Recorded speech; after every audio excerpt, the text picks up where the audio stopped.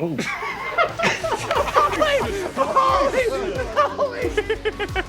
Adam Sandler has a knack for making his co-stars break character. Just try not to laugh at these ridiculous behind-the-scenes looks at Sandler's films.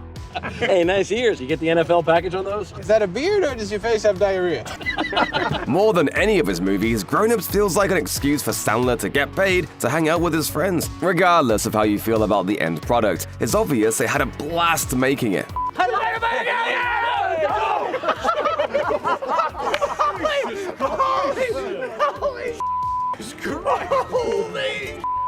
Everyone basically plays a caricature of themselves, which also led to so many jokes about everyone's careers. At least I'm not Paul Blart. Put Drew Barrymore on a set with Sandler, and it's a miracle they ever actually managed to make a movie, let alone make it romantic. What if I wake up like this? Going by the behind-the-scenes footage from 50 First Dates, they spent more time goofing off than saying their lines. I'm losing my hair.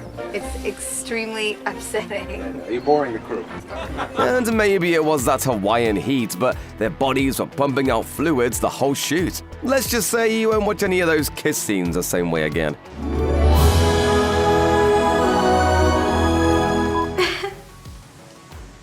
Okay, I choked and spit.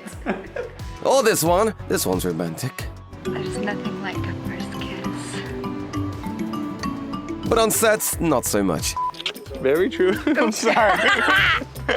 Wow, did you catch that? We had the biggest string of saliva between us. All that spit aside, they clearly had a blast making the movie. We totally get what Sandler means when he says he just likes making movies to hang out with his friends. That's what I'm here for. You got crack? Hiring Jack Nicholson to co-star in an Adam Sandler film seems like a really dumb idea on paper. But once he got on the set of Anger Management, he fit right in. Sure, he seems like a serious guy, but behind-the-scenes clips from the movie show Nicholson cracking up over Sandler's improv nearly non-stop. How about the boomer? No! Sometimes all it took to break Nicholson was Sandler laughing at the insane things a script had him say. Jelly stingers, trick sticks, bing bags. Take off your pants. If you can get Nicholson to giggle like a schoolboy, you know you're doing something right. Sandler and Barrymore were united 10 years after 50 First Dates for 2014's Blended, and clearly a decade of age and wisdom changed absolutely nothing between them. I haven't kissed you in 10 years. Yeah, I know. Feels as lame as last time. Except this time around, Sandler couldn't seem to get through a single line before cracking up and bringing his co-stars down with him. The shoe belongs. Can you believe your friend? Whether he was flubbing lines with Barrymore, Perfect night, eh? Yeah, Canada. Yeah? directing the kid actors in the movie, Get back in your tent. or just forgetting the cameras were rolling. I'm sorry, I wasn't ready. I didn't hear action. It was, once again, a miracle they ever managed to finish the movie. Compared to his other movies, Sandler's 2011 comedy Just Go With It was a lot more serious on set. We're getting a divorce because you're greedy and you're manipulative. And I have a hard time saying that word. Ha, not really. It was somehow even less serious. Yeah. Yeah. For this one, he teamed up with Jennifer Aniston, who, for her part, seemed to get hilariously fed up with the non-stop antics and character breaks. Like, does he freestyle and they plop into bed? No, but I want to know.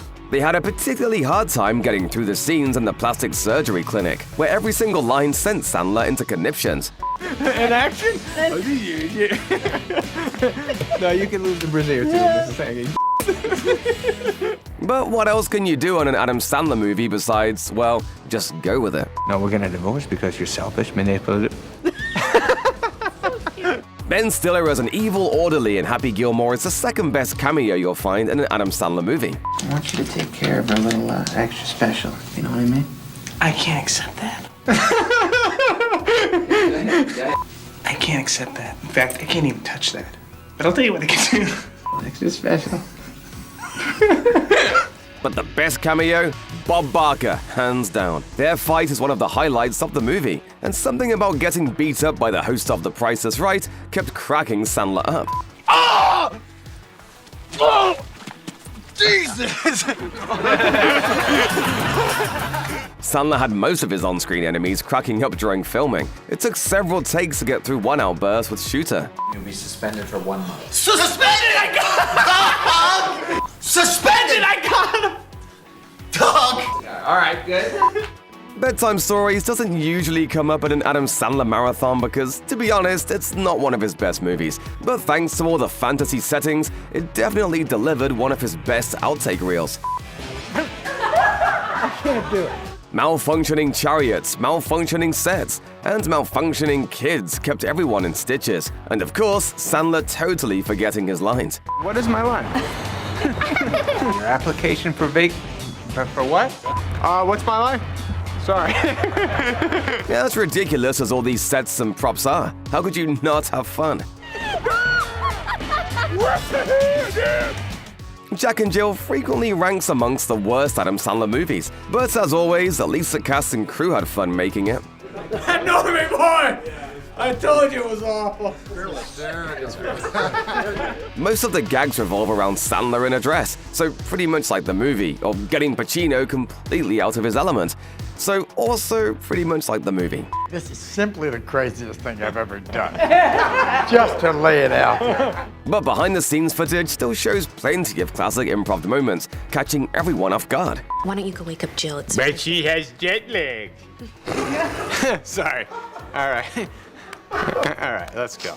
For years, the Sandler brand was usually PG-13 related stuff, but 2012's That's My Boy dove headfirst into hard R territory. The father killed the guy in the wing. That's why he became a priest. Yeah, speaking of breath.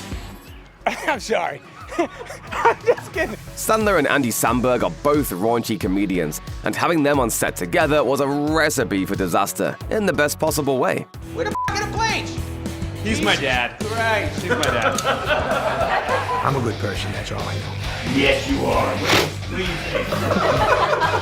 What? Yeah, I was on. It didn't help that Sandler also produced the movie, so he was responsible for other characters saying things they wouldn't want their grandmas to hear, even the grandmas. Adam, are you having me talk dirty again? You old fetal snatch. You can tell in the movie itself that everybody had fun making it, and the behind-the-scenes clips just confirm that even more. From the priest! From the priest! It's a line in a movie! Murder Mystery 2 is one of the more recent films to come out of Sandler's mammoth Netflix deal, and the upshot is that Sandler and Jennifer Aniston got a ticket to Europe to do basically whatever the hell they wanted. Hey, I'm trying to find it. It's right there. I think I stuck my... I'm so sorry. Okay, the shoot was a little more organized than that, but even the planned stunts left most of the cast and crew cracking up. You can throw a nice punch. That was the worst. That was a full fall. Getting the audience to laugh on SNL isn't anything to tell your mom about, but getting the other cast members to break is a slightly higher bar. Sandler managed to do both when he made a surprise appearance during SNL's 50th season. If something was to go wrong with me, I have a stack of money buried at this address. It's hard to tell if all of it was planned, but he made sure his buddy Chris Rock got plenty of attention during the skit. I'll stop bleeding if you open your mouth. Why would I open my mouth? I don't know. Let me just try it. In the end, he made sure a so-so sketch went completely off the rails in the best way, with just a few well-aimed squirts of fake blood. And you, not sure what your role in this skit is, but so happy you're getting airtime. Good luck.